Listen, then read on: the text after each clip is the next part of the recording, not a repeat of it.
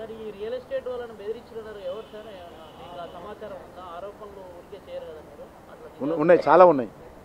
అంటే కాంగ్రెస్ నేతలు ఎవరున్నారని, ఎవరు బెదిరించారు డబ్బులు ఇవ్వాలని? మంత్రులు.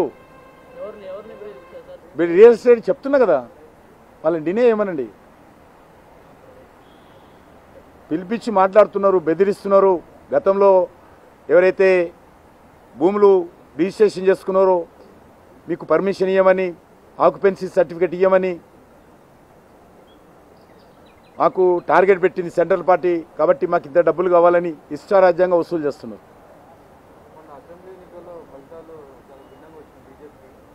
ఏం రాలేదు, మాకు అనుకూలంగానే వచ్చింది.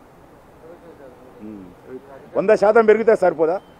100 ఎవరికైనా పెరిగిందా? 100%. గత పార్లమెంట్ శాసనసభ ఎన్నికల్లో బీజేపీ 100% ఓటింగ్ పర్సెంటేజ్ పెరిగింది. కాంగ్రెస్ పెరగలేదు, బీఆర్ఎస్ పెరగలేదు. మాకు 100% ఓటింగ్ పెరిగింది, సీట్ల సంఖ్య పెరిగింది.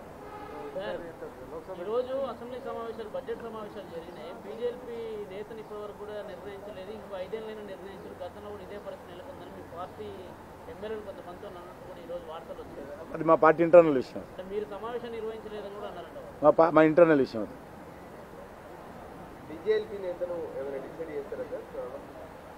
ఇక్కడ డిసైడ్ చేస్తారు పార్టీ. ఆల్ ఇండియా అప్పటికే మొన్న అభిప్రాయాలు సేకరణ చేసింది, తొందరగా డిసైడ్ చేస్తుంది.